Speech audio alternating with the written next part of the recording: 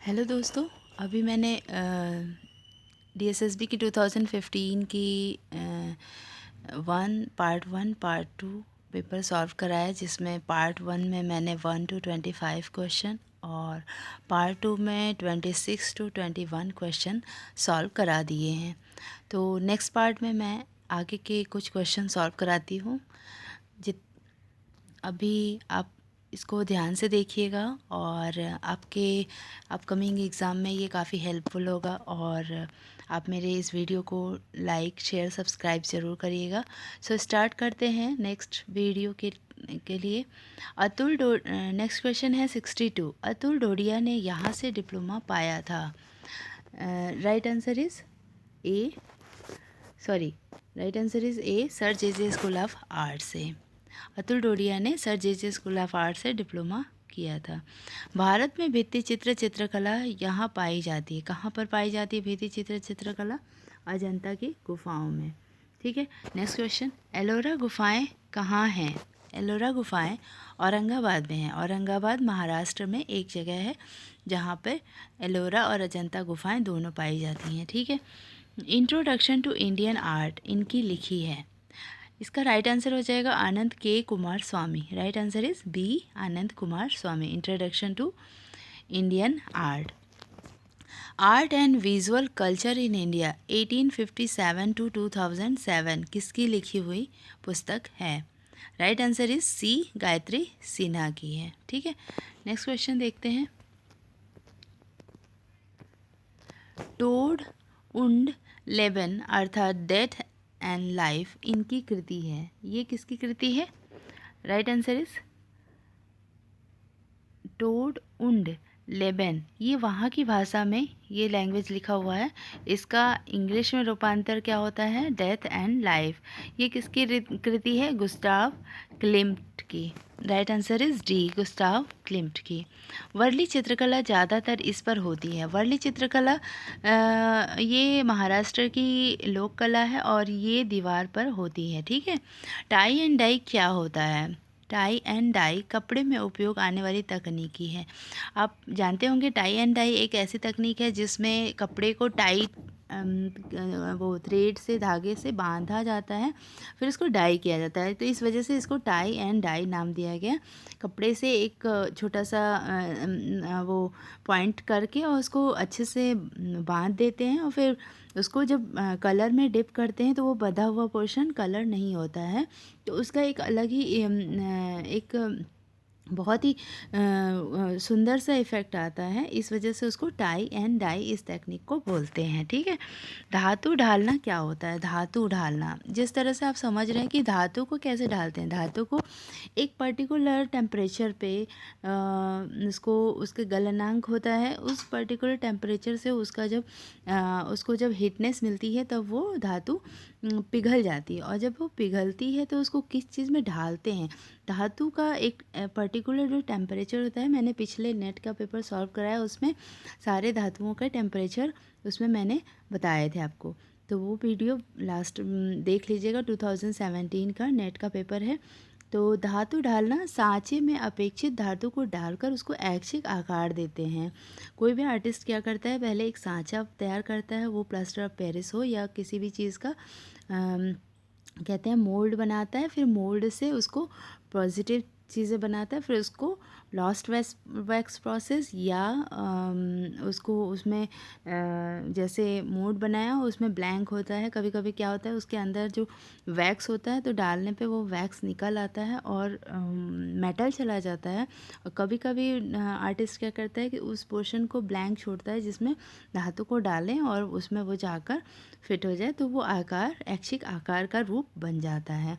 तो धातु डालना आप समझ सकते हैं। राइट आंसर इज ए, सांचे में अपेक्षित धातु डालकर उसको ऐच्छिक आकार देना। नेक्स्ट क्वेश्चन देखते हैं। मातृ मंदिर कहाँ है? मातृ मंदिर पौंडीचेरी में है। Right answer is D, Pondicherry. Machu Picchu कहाँ है? इसने भी लिखा है मचू पिच्चू यहाँ है, मीन्स 4 ऑप्शन दिए गए हैं, इनमें से कोई एक ऑप्शन होगा। तो इसका राइट आंसर क्या हो जाएगा? पेरू में है। मचू पिच्चू पेरू में है। हमारे राष्ट्रीय ध्वज को किसने परिरूप दिया था? जब जब हमारे राष्ट्रीय ध्वज का निर्माण होने लगा तो उसमें कई जैसे स्टार्ट करते हैं कई एक उदाहरण के तौर पे कई तरह के चित्र बनाते हैं कि इस तरह का हमारा राष्ट्रीय ध्वज होगा। तो उसमें जो बंगाली वेंकैया थे, उनके राष्ट्रीय ध्वज के डिज़ाइन को बहुत सराहा गया और फाइनली उनके डिज़ाइन को हमारे संविधान में ले लिया गया। तो बंगाली वेंकैया उसके प्रारूप डिज़ाइनर थे राष्ट्रीय ध्वज के। किस कलाकार ने घोड़े पर बहुत सारे रंग चित्र बनाए हैं? ये तो आप सभी जानते होंगे कि एम.एफ. हुसैन घोड़े पे बहुत सारे चित्र बना चुके हैं। रंगोली यहाँ से है। रंगोली कहाँ की लोक कला है? राइट आंसर इज़ डी, कई सारे राज्यों की। ठीक है, इसमें दिया कर्नाटक, आंध्र प्रदेश, तमिलनाडु। तो रंगोली कई सारे राज्यों की फोक आर्ट है। ठीक है, वैसे तो रंगोली यूपी का माना जाता है, बट कई सारे राज्यों में होता है। ठीक है, महाराष्ट्र में भी होता है। निम्नलिखित में कौन सा कलाकार कर्नाटक से नहीं है? देखते हैं, जोगेन चौधरी। जोगेन चौधरी कहाँ से हैं? जोगेन चौधरी कर्नाटक से हैं। ठीक है, नहीं सॉरी, जोगेन चौधरी कर्नाटक से नहीं हैं। J.M. मणि कर्नाटक के हैं। मरी समाचार ये भी कर्नाटक से हैं। गणेश दोड्डमणि कर्नाटक से हैं, बट जोगेन चौधरी कर्नाटक से नहीं हैं। दोस्तों, जोगेन चौधरी फरीदपुर ईस्ट बंगाल से थे।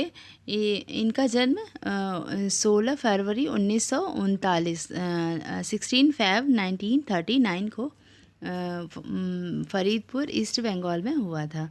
ठीक है, एक वर्ण मोनोक्रोम चित्र क्या है? एक वर्ण मोनोक्रोम चित्र तो आप सभी समझ सकते हैं कि एक रंग की चित्रकारी। ठीक है, एक ही रंग चित्र, छपाई या छापा चित्र एक ही रंग में होता है, जिसको एक वर्णी मोनोक्रोम चित्र कहा जाता है। कौन से वास्तुशिल्प ने पक्की मिट्टी का उपयोग कर उसकी अधिकतर इमारतें बनाई? Right answer is D, Laurie Baker ने पक्की मिट्टी का उपयोग करके उसकी इमारतें बनाई थी। राजपूत रंग चित्र यहाँ से है। राजपूत रंग चित्र कहाँ से? Rajasthan, Bihar, Madhya Pradesh, Orissa. Right answer is A, Rajasthan से है। ठीक है, रिवर्स एंड टाइड्स यह वृत्त चित्र किसका है? Right answer is A, Andy Goldsworthy का है। रिवर्स एंड टाइड्स यह वृत्त चित्र ओल्डी गोल्डवर्थी का है। ठीक है, नेक्स्ट क्वेश्चन देखते हैं। नेक्स्ट क्वेश्चन, फ्रीडा का इस स्पेनिश चित्रकार के बारे में फ्रीडा सिनेमा इस साल निर्मित किया गया था। राइट आंसर इज डी, 2002 में। ठीक है, क्रिएशन ऑफ एडम किसकी कृति है? Creation of Adam Michael Angelo की कृति है। द ब्लू पीरियड को बताने के शब्द हैं। ब्लू पीरियड आप समझ सकते हैं, हम लोगों ने पढ़ा था घनवाद को। घनवाद में पब्लो पिकासो जो थे, उन्होंने क्या किया था कि कभी कभी वो जब उनकी सीरीज़ बनती थी एक तरह से, तो कभी ब्लू पीरियड, कभी पिंक पीरियड, कभी ग्रीन पीरियड, तो इस वजह से उनकी चित्रों को एक पीरियड का नाम दे दिया गया था। पिकासो खुद कहते थे कि जब मेरे पैलेट में जो कलर ज़्यादा निकल जाता है, मैं उसी से चित्र बनाना शुरू कर देता हूँ और कई चित्र मैं उसी कलर से बनाता हूँ, अर्थात एक ही कलर की सीरीज़ उन्होंने बनाई है। तो ब्लू पीरियड पाब्लो पिकासो की है। क्रेजी विमन विथ कट इस किसकी कृति है? Right answer is D, Pablo Picasso की है, क्रेजी विमन विथ कट। ठीक है, नेक्स्ट क्वेश्चन देखते हैं। बहुकौशली और बहुसारी कला और माध्यमों में जाना माना एडवर्ड रुशा यहाँ से है। एडवर्ड रुशा जो 85। राइट आंसर इज ए, ये अमेरिका से थे। Right answer is Edward Ruscha. बहुकौशली और बहुत सारी कला और माध्यमों में जाना माना एडवर्ड रुशा अमेरिका का कलाकार थे। ठीक है, नेक्स्ट क्वेश्चन देखते हैं। लाल किला किसने बनवाया था? लाल किला शाहजहां ने बनवाया था, ये तो आप सभी जानते होंगे। Right answer is B, Shahjahan ने।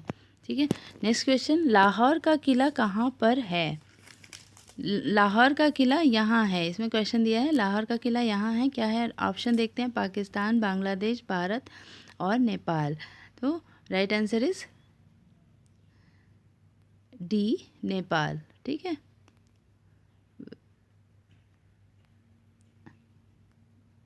राइट आंसर इज ए होना चाहिए, पाकिस्तान। ठीक है, नारंगी रंग पाने के लिए इन्हें मिलाना होगा। नारंगी रंग, तो ये तो बहुत ही कॉमन क्वेश्चन है। नारंगी रंग पाने के लिए लाल और पीला मिक्स करना होता है। ठीक है, एस एच रजा यह भारत के प्रसिद्ध कलाकार हैं। एस एच का मतलब क्या है? ठीक है, right answer is B, Syed Haider Raza. ठीक है, ये तो सभी जानते होंगे कि खजुराहो समूह के स्मारक कहाँ हैं? खजुराहो समूह के स्मारक मध्य प्रदेश में स्थित हैं। विषम को पहचानिए। विषम, इसमें विषम क्या है? गोल, चपटा, पंखा, मोटा। ठीक है, राइट आंसर इज डी, मोटा। ठीक है, गोल, चपटा, पंखा, मोटा।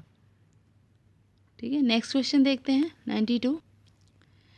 नेक्स्ट क्वेश्चन, बाटिक तकनीकी का उपयोग किस पर होता है? बाटिक तकनीक का उपयोग कपड़े पे होता है, ये तो आप सभी जानते ही होंगे। बाटिक तकनीक का उपयोग कपड़े पे किया जाता है। बाटिक मीन्स जानते हैं आप कि ये वैक्स से होता है। एक तरह से देखा जाए तो जो मैंने अभी टाई एंड डाई बताया उसी तरीके का एक तरह से टेक्निक है ये। इसमें वैक्स से कलर करते हैं और सॉरी, वैक्स से उस स्थान को ब्रश से कलर टाइप का करते हैं, जिस तरीके से वैक्स को, मोम को पिघला कर, कि उस जगह पे वैक्स जहाँ लगा होता है वहाँ पर कलर नहीं चढ़ता। तो उसको जब हम डाई करते हैं तो वो कलर रह जाता है, मतलब वो प्लेन जिस कलर का क्लॉथ होता है उस कलर का रह जाता है। तो उसको बाटिक प्रिंट कहते हैं। बाटिक प्रिंट में बहुत लोगों ने पोर्ट्रेट तक बनाया है इस तरह का शेड देकर। ठीक है, तो बाटिक तकनीक कपड़े पे प्रयोग किया जाता है। भारत में पहली छपाई प्रेस कहाँ आरंभ हुई थी? भारत में पहली छपाई प्रेस गोवा में आरंभ हुई थी। हम्पी कहाँ पर है? हम्पी कर्नाटक में है। राइट आंसर इज ए, कर्नाटक। के जी सुब्रमण्यम एक प्रसिद्ध क्या है? भारतीय आधुनिक चित्रकार हैं। के जी सुब्रमण्यम भारतीय आधुनिक चित्रकार है। गोमटेश्वर बाहुबली की सबसे बड़ी मूर्ति कहाँ पर है? Right answer is B, Shravana Belagola में है। ठीक है, नेक्स्ट क्वेश्चन देखते हैं। निकोलस रोरिक की बहुत सारे रंग चित्र यहाँ प्रदर्शित हुए थे। राइट आंसर इज ए, चित्रकला परिषद में। निकोलस रोरिक के बहुत सारे रंग चित्र चित्रकला परिषद में प्रदर्शित हुए थे। पेंटिंग्स ऑफ अवनींद्रनाथ टैगोर के लेखक कौन हैं? R Shiv Kumar. Right answer is A, R Shiv Kumar. 2015 का इंडियन आर्ट फेयर कब हुआ था? यहाँ बताना है आपको कि इंडियन आर्ट फेयर 2015 का 29 जनवरी से 1 फरवरी 2015, 29 जनवरी टू 1 फरवरी 2015 को इंडियन आर्ट फेयर हुआ था 2015 का। इसकी कृतियाँ ज़्यादातर डिस्टेम्पर में होती हैं। कौन से आर्टिस्ट की ज़्यादातर कृतियाँ डिस्टेम्पर में होती हैं? Right answer is C, Ganesh Pyne की। ठीक है, तो दोस्तों मैंने 1, 2, 3 पार्ट करके 100 क्वेश्चन सॉल्व करा दिए। तो नेक्स्ट वीडियो तक के लिए मेरा चैनल सब्सक्राइब ज़रूर कर लीजिएगा और रेगुलर वॉच करते रहिएगा। मैं रेगुलर वीडियो अपलोड करती रहूँगी। ठीक है, आप लोग को काफ़ी हेल्प हो जाएगी विजुअल आर्ट के सब्जेक्ट में। और DSSB के जो क्वेश्चंस हैं ये नेट, JRF और सारे UP TGT PGT और किसी भी आर्ट्स विजुअल आर्ट्स के एग्ज़ाम में ये सारे क्वेश्चंस हेल्पफुल होंगे। इसी तरीके के क्वेश्चन हर सारे सब्जेक्ट्स में आते हैं। So watch my video on, like, share and subscribe. So thanks for watching. Okay, bye bye.